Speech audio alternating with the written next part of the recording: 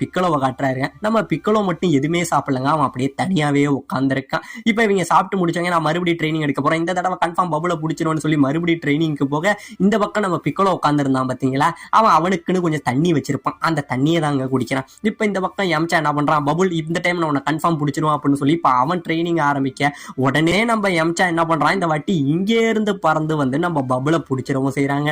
இவன் பிடிக்க அடுத்தது நம்ம டியானோட டர்ன் வருதுங்க. நம்ம டியான் என்ன பண்றான், இங்கே இருந்து மறைஞ்சு திடீர்னு நம்ம பபுளுக்கு பின்னாடி வந்துடுறாங்க. அதே இடத்துல நம்ம பபுளை வித்த இடத்துல நம்ம டியானுமே பிடிச்சிடறான். அடுத்ததா வேற யாரு, நம்ம சாவுசோ தாங்க. நம்ம சாவுசோமே எவ்வளவோ கஷ்டப்பட்டு ட்ரைனிங் எடுத்து நம்ம சாவுசோவும் இந்த இடத்துல நம்ம பபுளை பிடிக்கவும் செய்யறாங்க.